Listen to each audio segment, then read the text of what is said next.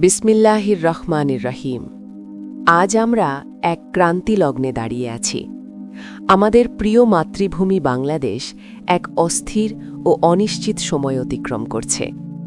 রাজনৈতিক অস্থিতিশীলতা, মতাদর্শিক বিভাজন এবং পারস্পরিক অবিশ্বাস আমাদের জাতীয় শক্তিকে ক্ষয় করে দিচ্ছে। ব্যবসা ক্ষতিগ্রস্ত হচ্ছে, শিক্ষা ব্যবস্থা চাপে পড়ছে, তরুণদের স্বপ্ন ধীরে ধীরে ভেঙে যাচ্ছে। মানুষের ভেতরের উদ্দাম, নতুন কিছু করার স্পৃহা এবং ভবিষ্যতের প্রতি আস্থা ক্ষীণ হয়ে যাচ্ছে। আমরা দেখেছি আন্দোলন, দেখেছি প্রতিবাদ, দেখেছি রক্তের বিনিময়ে উচ্চারিত স্লোগান। বহু তরতাজা প্রাণ ইতিহাসের পাতায় নিজেদের নাম লিখে গেছে। শহীদ শরীফ ওসমান হাদির মতো মানুষ অন্যায়ের বিরুদ্ধে বুক পেতে দাঁড়িয়েছেন। তিনি কেবল একজন ব্যক্তি ছিলেন না, তিনি ছিলেন একটি প্রতীক, অন্যায়ের বিরুদ্ধে প্রতিবাদের, ন্যায়ভিত্তিক সমাজের স্বপ্নের।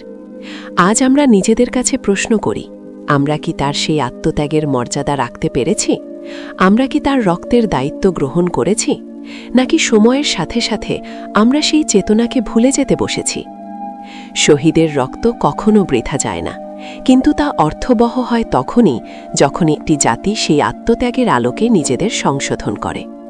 যদি আমরা বিভক্ত থাকি, যদি আমরা নিষ্ক্রিয় হয়ে পড়ি, যদি আমরা কেবল দোষারোপ করি কিন্তু দায়িত্ব না নিই, তাহলে শহীদের স্বপ্ন পূর্ণতা পায় না।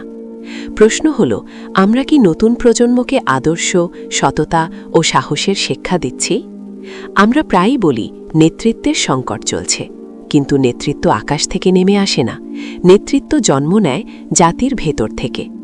একটি জাতি যেমন চিন্তা করে, যেমন মূল্যবোধ ধারণ করে, তেমনই তার নেতৃত্ব গড়ে ওঠে।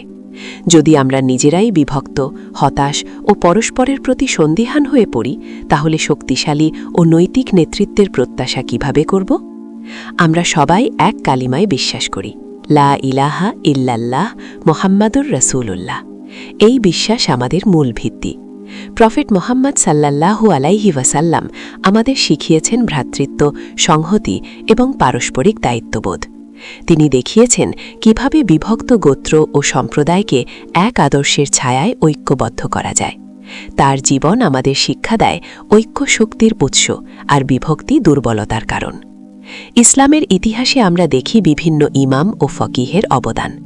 আবু হানিফা, আল শাফিঈ, আহমদ ইবনে হাম্বাল, তারা কুরআন ও সুন্নাহার আলোকে জ্ঞান চর্চা করেছেন। তাদের মাঝে মতপার্থক্য ছিল ব্যাখ্যার ক্ষেত্রে, কিন্তু আকীদায় ছিল ঐক্য। তারা কখনো বিভাজনের শিক্ষা দেননি, বরং পারস্পরিক সম্মান, গবেষণা এবং আলাপ আলোচনার দৃষ্টান্ত স্থাপন করেছেন। আজ আমরা যদি সেই মতপার্থক্যকে বিদ্বেষে রূপান্তর করি, তবে সেটি আমাদের সীমাবদ্ধতা, ইসলামের শিক্ষা নয়। আজ তথ্যের যুগ, কুরআন ও হাদিসের অনুবাদ আমাদের হাতে, গবেষণা সহজলভ্য। কিন্তু তথ্যই জ্ঞান নয়। জ্ঞান তখনই অর্থবহ হয় যখন তা চরিত্র গঠনে ভূমিকা রাখে, নৈতিক শক্তি বৃদ্ধি করে এবং সমাজে ন্যায় প্রতিষ্ঠায় সহায়তা করে। যদি আমরা জ্ঞানকে ব্যবহার করি বিভক্তির অস্ত্র হিসেবে, তবে আমরা জ্ঞানের উদ্দেশ্যকে বিকৃত করছি। আমাদের সমস্যার মূল মাযহাব নয়, সমস্যার মূল অসহিষ্ণুতা। মতপার্থক্য মানব সমাজের স্বাভাবিক বৈশিষ্ট্য, কিন্তু পারস্পরিক অপমান, বিদ্বেষ ও অহংকার কোনোভাবেই গ্রহণযোগ্য নয়। আমরা যদি একই আকীদায় বিশ্বাসী হই, তবে আমাদের হৃদয়ে বিভেদ কেন থাকবে? আমরা যদি একই কিবলার দিকে মুখ করি, তবে আমাদের লক্ষ্য ভিন্ন হবে কেন? আজ প্রয়োজন আত্মসমালোচনা। আমরা কি সত্যিই ন্যায়ের পক্ষে দাঁড়াই, নাকি সুবিধার পক্ষে? আমরা কি সত্যি সততার চর্চা করি, নাকি কেবল কথায় তা উচ্চারণ করি? পরিবর্তন শুরু হয় ব্যক্তি থেকে, তারপর পরিবারে, তারপর সমাজে, তারপর রাষ্ট্রে। আমরা যদি নিজেদের সংশোধন না করি, তাহলে সামষ্টিক পরিবর্তনের আশা কেবল স্লোগানেই সীমাবদ্ধ থাকবে। এই ক্রান্তিলগ্নে আমাদের দরকার উত্তেজনা নয়, প্রজ্ঞা; বিভাজন নয়, সংহতি; দোষারোপ নয়, দায়িত্ব গ্রহণ। আমরা যদি শহীদের রক্তের মর্যাদা রাখতে চাই, যদি ভবিষ্যৎ প্রজন্মের জন্য একটি ন্যায়ভিত্তিক ও স্থিতিশীল সমাজ করতে চাই, তাহলে আমাদের ঐক্যবদ্ধ হতে হবে, হৃদয়ে, চিন্তায় এবং কর্মে। আসুন আমরা প্রতিজ্ঞা করি, মতভেদ থাকবে কিন্তু বিদ্বেষ থাকবে না, সমালোচনা থাকবে কিন্তু অসম্মান থাকবে না। আমরা প্রশ্ন করব কিন্তু ভাঙব না, আমরা করব।